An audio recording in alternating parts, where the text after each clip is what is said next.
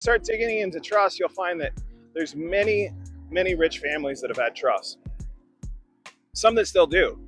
There's a family that is called the Hearst family. The Hearst family is known for Hearst Castle in California, this super elaborate estate, very beautiful. And they made a tremendous amount of money from publishing newspapers at the time. The family still owns interest in magazines and a variety of other business interests. And the Hearst Corporation is managed by a trust. That trust is, from my understanding, has 12 trustees, and they manage the estate of the Hearst empire that was created for the family. There's some family members still in it, amongst other players that are helping to manage the respective estate.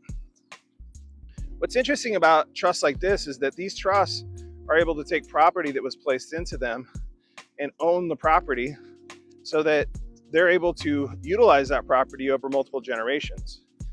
The Hearst trusts are interesting in that they seem to be not just onshore but offshore, places like the Cayman Islands, supposedly out in Switzerland.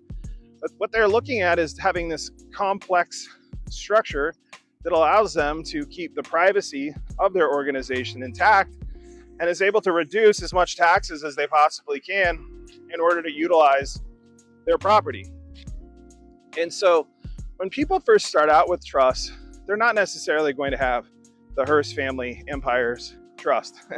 They're going to have their own trust. They're going to have a trust that does what they need it to do. But what is going to happen is that they're going to learn the skills that are required in order to actually operate a trust. You see, the starting point of all this is learning how to do it. If you want to have a legacy for your family, like the Hearst family has a legacy for their family, well, at some point you have to learn how to do it. You have to learn how to think, embody the practices in order to have it happen. I think one of the things that we get caught in because we live in a reality in which we grow old and die is we think a lot about right now in the moment because we're alive, and that's appropriate.